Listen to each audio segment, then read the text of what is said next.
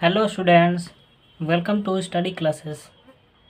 तो स्टूडेंट्स, आज की इस वीडियो में हम लोग एक सबसे इम्पोर्टेंट क्वेश्चन को सीखने वाले हैं, जो कि बोर्ड एग्ज़ाम में हर साल ये पूछा जाता है। तो प्रश्न क्या है? सिद्ध कीजिए कि 2√3 एक अपरिमेय संख्या है। ये 2024 में आया हुआ प्रश्न है। 2024 में आया हुआ प्रश्न है। ये हर साल आता है इस पर सिद्ध करने के लिए।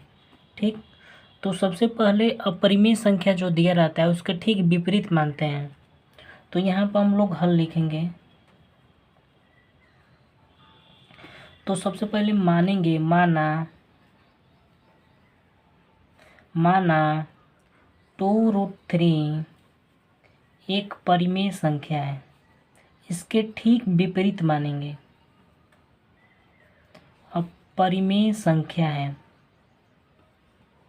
जब परिमेय संख्या हो जाता है तो परिमेय संख्या क्या होती है, जिसे p/q के फॉर्म में लिखा जाता है, जिसे p/q के रूप में लिख सकते हैं। और जहाँ q बराबर नॉट जीरो, मतलब q का मान जीरो के बराबर नहीं हो सकता। और p और q क्या होते हैं? पूर्णांक होते हैं। p और q पूर्णांक होते हैं। ठीक, तो सबसे पहले इसके विपरीत मानेंगे। माना 2√3 एक क्या है? एक परिमेय संख्या है। ठीक, तो जब परिमेय संख्या हो जाएगा तो परिमेय को p/q के रूप में लिख सकते हैं। और p और q पूर्णांक होता है और q का मान जीरो नहीं हो सकता है। ठीक, तो इसके बराबर अब हम लोग कोई सा भी मान रखेंगे। 2/3 बराबर a/b है।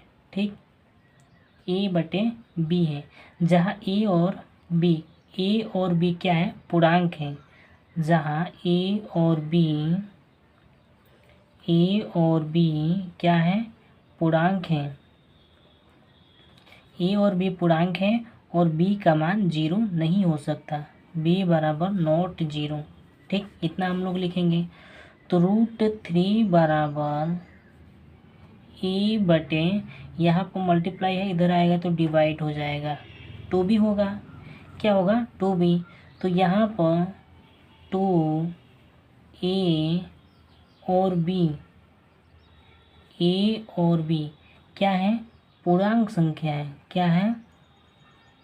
पूर्णांक संख्याएं हैं। 2a और b क्या है? पूर्णांक संख्या है। तो a/2b क्या है?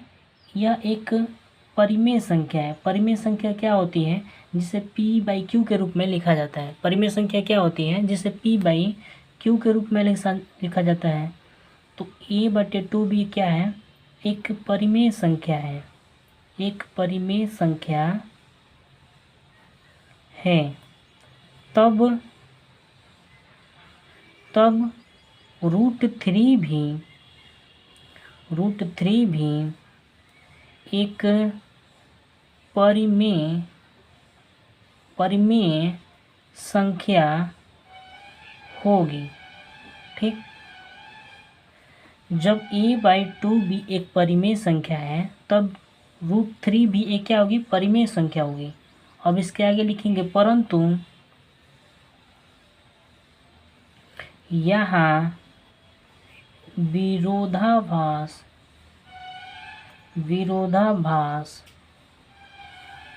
है कि √3 एक अपरिमेय संख्या है।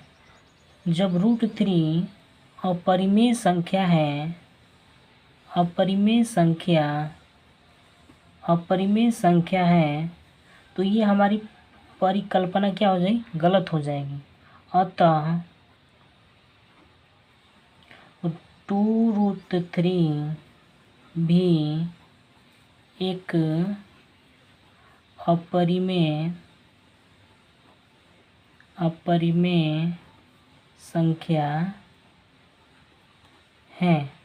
ठीक, तो यही हमें सिद्ध करना था। तो यही हमारा आंसर हो जाएगा।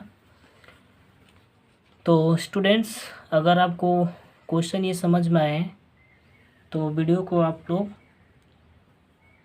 शेयर और सब्सक्राइब ज़रूर करें।